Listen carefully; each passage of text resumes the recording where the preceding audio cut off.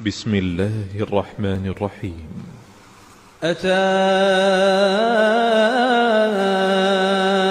أمر الله فلا تستعجلوه سبحانه وتعالى عما يشركون.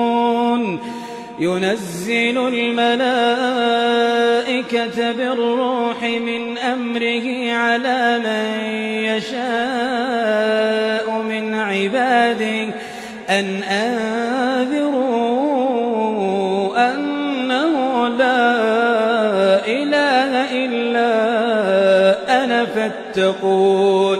خلق السماوات والأرض بالحق تعالى عما يشركون.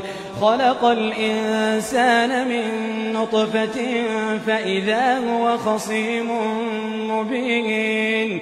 والأنعام خلقها لكم فيها دفء ومنافع ومنها تأكلون. ولكم فيها جمال حين تريحون وحين تسرحون. وتحمل أثقالكم إلى بلد لم تكونوا بالغيه إلا بشق الأنفس إن ربكم لرؤوف رحيم.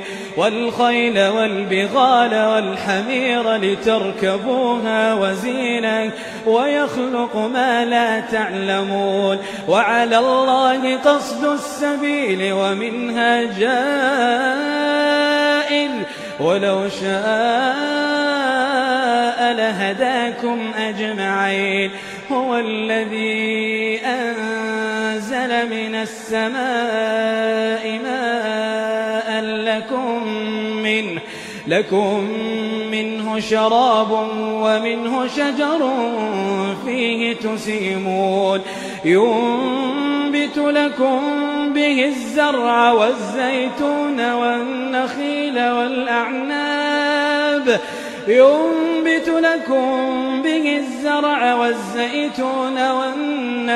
والأعناب ومن كل الثمرات إن في ذلك لآية لقوم يتفكرون.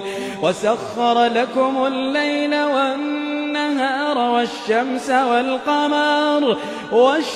والقمر والنجوم مسخرات بأمره إن في ذلك لآيات لقوم يعقلون. وما ذرأ لكم في الأرض مختلفا ألوانه إن في ذلك لآية لقوم يذكرون.